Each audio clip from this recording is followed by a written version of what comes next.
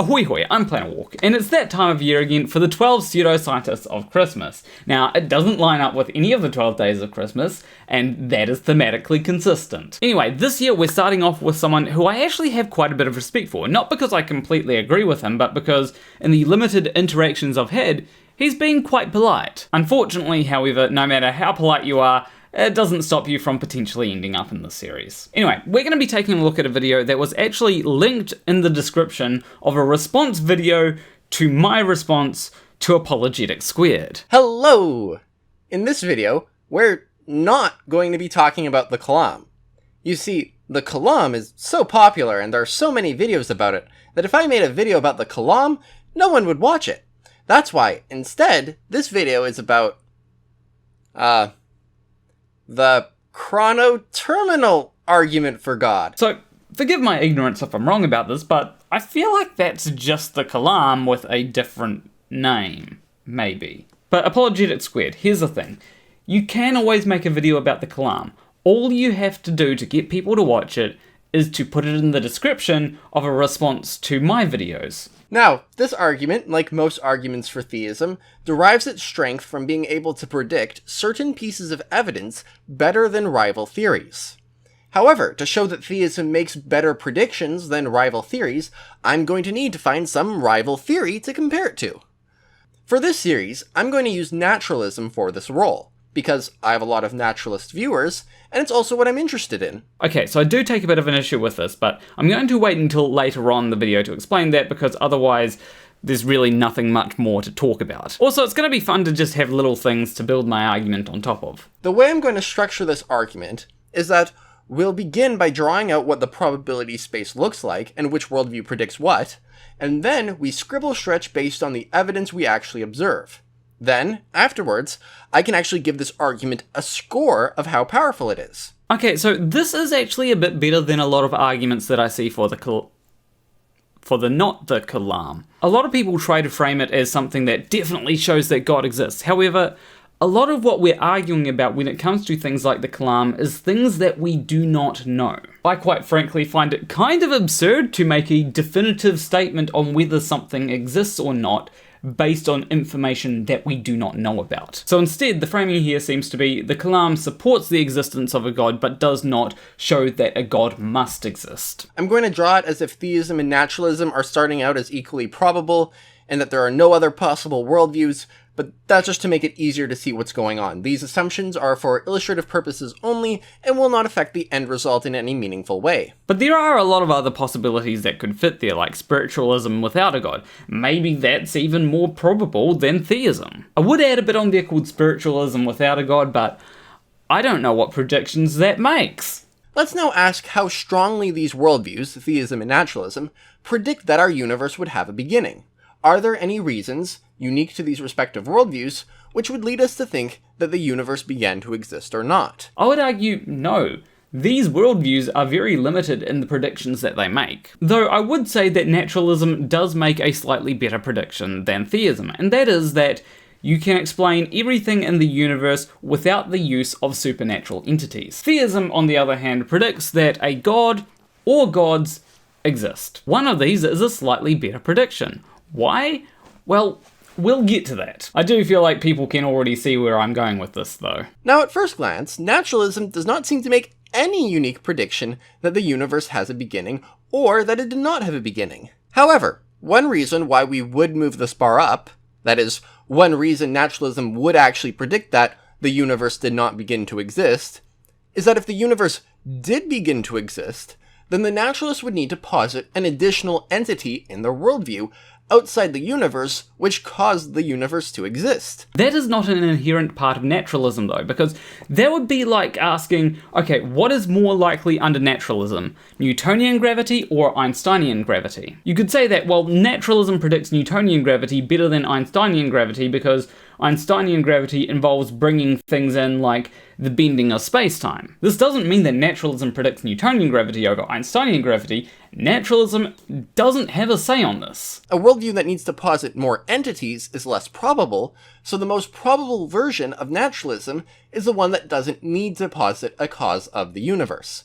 But on top of that, the naturalist would need to posit that the entity has very specific properties that the theist gets for free, such as this cause being spaceless, timeless, and immaterial. Okay, in that case, the starting position that you drew out there is completely flawed, because you started it out as 50-50 for naturalism and theism. However, right off the bat, theism has more entities with particular properties, which would lower the probability of it being true. Naturalism, on the other hand, would only require additional entities under certain conditions. Now, this reasoning implicitly uses the premise of the totally different Kalam argument that anything that begins to exist has a cause.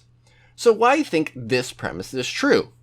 Well, we haven't observed any counterexamples, and it's a very intuitive principle. Well, using that logic, anything that we have seen begin to exist has come from stuff that is already available to it. Like, a human doesn't just pop into existence, right? Using this, we could say that the most probable cause of the universe beginning to exist is just the universe. However, it wasn't in the state that it is currently in. Does theism predict that the universe began to exist?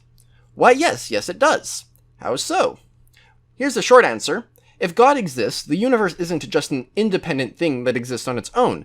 It's going to be a thing which God created. And it makes sense how God could create a universe with a beginning, but it doesn't make sense how God could create a beginningless universe. Okay, my question is, couldn't the universe have created God, though? Because that is certainly possible. If a God is possible, then a universe creating God rather than God creating the universe should also be possible. I mean, technically, under naturalism, the universe did create God, just maybe not in the way that Apologetic Squared thinks. Now, I do understand that if the universe creates God rather than God creating the universe, you do kind of run into an issue of, well, couldn't the universe create more than one God? Which is a bit of a problem for monotheistic religions. Though, to give him the benefit of the doubt, we could say that by theism he is just talking about monotheism and using it as shorthand for that. First, why couldn't the universe just be this independent entity that exists alongside God? Why does it have to be created by God? Well, I have three main reasons, but I'm going to go through them rather quickly because I don't expect this point to get a lot of pushback. 1. There's this property called divine aseity, which is the property of being the sole uncreated reality which grounds every other existing thing. This property seems like a good property, and since God is an axiological apex, he would have this property. Okay, that could certainly be explained in simpler terms. Now, I'm going to push back on the terms that I heard, even though I don't fully understand them. This may mean that the reasoning that I'm using is slightly flawed, however, I don't think that it is. So, why does God need to be an axiological apex?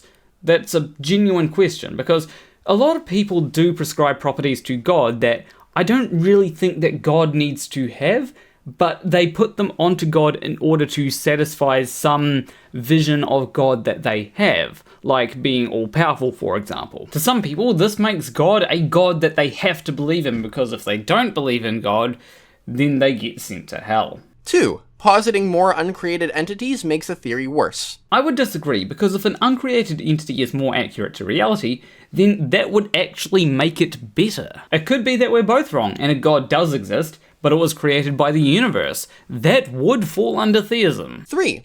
Insert all the reasoning here in the contingency argument we'll look at later on. Ah, good, I'm not the only one that says there's something that we're going to talk about later on, but I'm not going to mention it now because otherwise it messes up everything. Thank you, Apologetic Squared, for validating the way that I'm making this video. It is appreciated. Either we have a beginningless universe that was created by God, or a universe with a beginning that was created by God. The first option is problematic. How could a universe that has always been around be created by God? There technically isn't a contradiction in it or anything, but it's still very weird. I mean, it's certainly possible. Maybe God created the universe in a particular state, and then you can calculate out from that how it would have gotten to that particular state. It is basically the Last Tuesday hypothesis, but with God. If the universe never began to exist, the causal structure of reality would be like this. We start with God causing the universe to exist, and there's no next state, but after that there's a beginningless chain of causes and effects. Would it be complicated? Sure. But we're talking about God here. It's not like complicated would stop him. In fact, Apologetic Squared seems to be the sort of theist that accepts the Big Bang and evolution. It'd be very complicated to start everything out in the Big Bang and make it so that it works its way up to humans. Of course, maybe he guided things along, but it's still a complex process. The very nature of this kind of causation is counterintuitive. and we've never encountered any similar sort of causation. I mean, if you know how things are, then you can calculate back how things used to be. That's how we've figured out that there probably used to be a supercontinent called Pangaea. We can also posit a lot of other things, like maybe creation isn't necessarily a single act, maybe it's an ongoing process. If you've ever designed a video game, you don't have to design it in the order that people will go through it. You can design it in a way where you start with the key elements and then you fill in the rest of the game with extra stuff to make it fun. You could start with the last level first and build it out from there, and maybe God did that. Maybe God started with the end of the universe and built out everything else from there. See, even if God is real, there are a bunch of unknowns that we can't really know because, well, we don't know what God is like. At the very least, it would require that we posit a completely new form of causation or sustaining or whatever that we've never seen before. For these reasons, we would predict that if theism were true, the universe would have a beginning. Maybe. That's if we grant that God cannot be created by the universe. Let's now ask, did the universe actually begin to exist? Well, I wasn't there, but we can look to modern physics for some help. Now, it's important to note that our best physical models of the universe don't say the universe began to exist. Rather, our best models simply break down if we try to extend them too far into the past. Thank you. There are so many theists that I see try to argue that the universe had a beginning or just popped into existence when no, that is not the case. So Apologetic Squared has gained more respect in my books because he actually acknowledges this rather than just repeating what other theists say. You see, the reason we've been talking about the beginning of the universe so much is that it predicts very, very strongly that our best models of the universe would break down at some point in the past. Namely, the point when the universe began to exist. There wouldn't be anything before that point, so it would be surprising if our best model could be extended past that point. On the other hand, the proposition that the universe did not begin to exist does not predict that our models would break down. There shouldn't be a problem with a physical model being infinitely extendable if the physical universe is actually infinitely old. Maybe. It could be that the universe has always existed. There's just a point in time where things were different enough that it's very difficult to see how things worked back then. There is still a lot that we don't know about the universe. Like, if we find out what dark energy is, then maybe that will solve everything. If we find out what dark matter is, maybe that solves everything. In addition, there are other areas where our models break down. This doesn't necessarily mean that there are other consequences from that model breaking down. Like, to use an example, black holes. When you get to black holes, our current physics just completely break down. And because of this, some people try to say, well, inside black holes there's an entire universe, or inside black holes you can get teleported to another part of the universe, and, well, our models break down at this, so it's likely that this is the case. However, I would disagree with that and simply assert that we don't know. Yeah, sure, it's possible, but we just don't know what's going on there. Sure, it's possible that our universe could be beginningless and our best model still breaks down due to some flaw in the model or something. But it's not predicted nearly as strongly. In fact, our best model of the universe used to be infinitely extendable into the past. If the universe was actually beginningless, it would have been totally reasonable to expect it to just continue to not break down as the theory got more and more developed. But this did not happen. But what happened there? Because these models used to make a very specific prediction. It didn't make the prediction that the universe always existed. It made the prediction that the universe always existed in a similar state to what it exists in now. By observing the redshift of distant galaxies, we realized that this can't be the case. And more so, we observed the cosmic microwave background radiation, which showed us that, oh, the universe used to be very dense. Now it's not. And because the universe hasn't always existed in the same state, then of course models are eventually going to break down when we get to territory which is very unfamiliar to our current universe. This is simply a consequence of the universe being radically different in the past. So this is what our probability space looks like. This is what our theories predict. And when we scribble out every section of the probability space where our best model of physics break down in the past is false, then we see that more of naturalism was scribbled out than theism. So when we stretch back to a square, the probability of theism has grown. Coolio. Sure, that works if everything that Apologetic Squared said is true, and his probabilities are accurate. Now, if we rewind a bit, some theists will try and scribble out more of the probability space where the universe did not begin to exist, by rousing intuitions against this proposition. This usually takes the form of Hilbert's Hotel or the Grim Reaper paradox, scenarios which both include an infinite number of entities and result in absurdity. Although I used to champion such arguments, I've since found them wanting. The problem is that, although I think appealing to intuition is usually legitimate, we can also recognize that sometimes our intuitions are misguided. Okay, so I am familiar with the Grim Reaper's paradox being used in these kinds of scenarios, not so much the Hilbert's Hotel one though. However, whilst I agree with Apologetics Squared that these arguments aren't great arguments, I have a different reason for that. Though, to give Apologetics Squared some credit, I do agree with his argument there. I just want to add my own argument. So the Grim Reaper paradox is that there's an infinite number of Grim Reapers, and every Grim Reaper is told, okay, you need to kill this person, but only if you find them alive by the time you arrive there. I mean, I suppose it's kind of hard to kill someone if they're not alive. If the Grim Reaper arrives and they're not alive, they can't really kill this person because they're already dead. So the first Grim Reaper is told to arrive at 1 o'clock. The second Grim Reaper is told to arrive 30 minutes before that. The third Grim Reaper is told to arrive 15 minutes before the second. And the fourth Grim Reaper is told to arrive 7.5 minutes before the third. And it keeps on going to infinity. So what is the problem with this? Well, the problem is that it's set up to fail.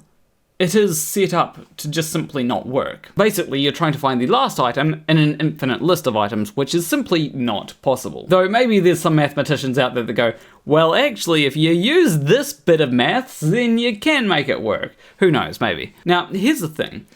If you're not looking for a last in an infinite series, you can make infinities work. Like, let's say that you're able to pause time and then pick a direction in the universe and just keep on going in that direction forever.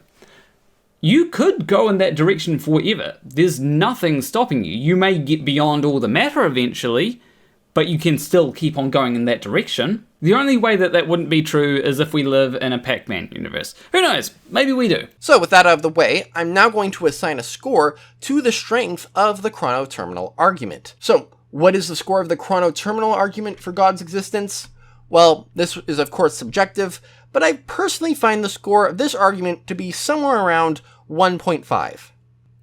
While that's pretty okay, that is by no means the strongest argument we'll be looking at in this series. However, the point of a cumulative case is not to prove theism in one fell swoop, but to build up a ton of arguments that cumulatively lead to the truth of theism. Okay, first things first, at least he admits that the score that he's giving is completely subjective. But here's the problem with everything that we've been talking about. We're trying to build an argument for the existence of God based on what theism says. However, theism doesn't really say all that much. The claim of theism is that a god or gods exist, and the problem with that is that it can't be falsified. I may have mentioned this in my last video on Apologetics Squared, but if we want to say that a prediction is meaningful, then there has to be a condition in which we can show that it's false. Naturalism could be shown to be false if we had solid evidence of ghosts or angels or God. The fact that naturalism could be shown false but hasn't gives more credence to the idea that maybe naturalism is correct. I feel like that's a much more solid foundation for everything rather than trying to build an argument based on an unfalsifiable worldview. Because if you have an unfalsifiable worldview, then you can say any number of things to make it seem stronger than something that is falsifiable. That is why in science, a prediction isn't what might we expect to see, but it's what do we expect to see, and do we see it? That is what we should be operating on. So, yeah. Anyway, that is it for this video. Leave a like and subscribe if you liked this video. The year is almost over, but that does not mean that you can't give me ideas for videos next year in the comments. I will see you in the next video. Between you and me, thank you for watching.